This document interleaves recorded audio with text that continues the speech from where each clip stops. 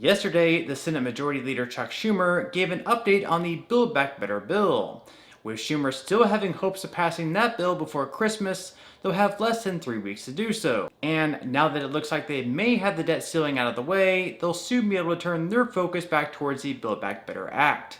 Here is Senator Schumer's update on where he sees this bill going over the next few weeks. Now, let me go back now to Build Back Better. So, Senate Democrats are focused on passing the Biden Build Back Better bill before Christmas, and I'm joined by Senators Casey and Warnock. Senator Duckworth was supposed to be here, but still at the White House, I believe, but is part of what may get here a little later. Now, no one ever said passing a bill of this magnitude would be easy or would be quick, but getting this across the finish line will be worth all the long days and late nights for one simple reason. And that is, at its core, Build Back Better is the most significant step Congress has taken in decades to help American families lower costs, cut taxes for working and middle-class Americans, and invest in good-paying jobs while fighting the climate crisis. It's that simple. Build Back Better will make it cheaper for parents to raise their kids by providing the largest investment in child care in American history. It'll help our economy. Wherever you go, you hear about shortages of labor. One of the main reasons is inadequate child care. By expanding child care, we're going to help parents get back to work and expand the labor force in a very significant way. For the first time ever, America will get pre-K. That could save parents up to $8,600 a year per child. And Build Back Better will also extend the child tax credit that Democrats passed under the American Rescue Plan. This simple lifeline, $300 check in the mail for each child each month, has been a game changer to cut poverty in half. Build Back Better will also help the most at-risk Americans have some stability by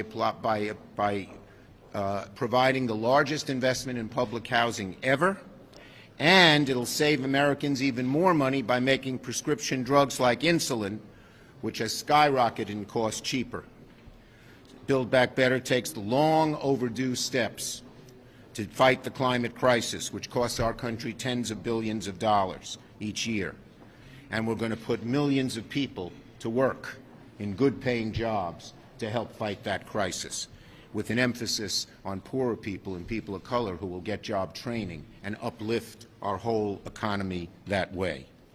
We're going to continue working to get things done before the Christmas holiday. So Schumer highlights many of the measures currently in the Build Back Better package, including the extension of the monthly child tax credit payments. Speaking of those, the final payment will be sent out next Wednesday on the 15th.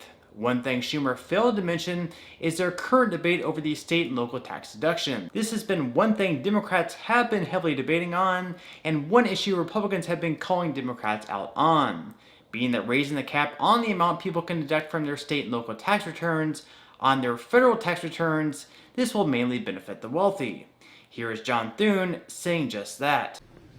One of the most egregious provisions in the Democrats' reckless tax and spending spree bill is lifting the cap entirely, removing the cap, well, I should say not removing it entirely, but raising the cap on state and local tax deduction, because it benefits principally millionaires and billionaires in big, high-tax states at the expense of low-tax states like my state of South Dakota, where we don't have an income tax.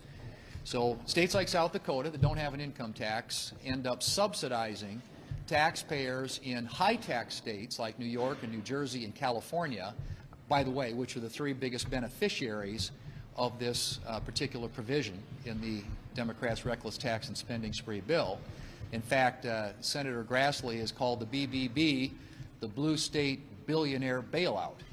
And even Bernie Sanders on the Democrats says there is a limit to the hypocrisy among Democrats in actually advocating in their reckless tax and spending spree bill for a provision that literally provides a huge tax cut for millionaires and billionaires and very little benefit, if any, to middle-income taxpayers. In fact, 70% of the benefit of lifting the deduction, the cap on the deduction for state and local taxes, would go to 5% of the taxpayers in this country, the top 5%, and one-third, 33% of that benefit would go to the top 1% of taxpayers in this country. So you literally are talking about a huge amount of money. In fact, it's the second biggest, most costly provision in the Democrats' bill.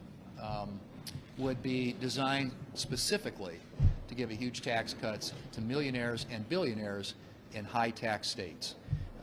It is just one of many reasons why this bill needs to be defeated, and I would certainly hope that Democrats would come to the conclusion that whether or not they want to spend more and grow government and expand government, which they're doing in all kinds of crazy ways with this bill, that they ought not be allowing millionaires and billionaires to receive a huge tax cut at the same time that middle-income taxpayers are going to receive little to no benefit. If you enjoyed the content in today's video, make sure to give it a like and leave a relevant comment below. Thank you so much, and I truly hope you have a great rest of your day.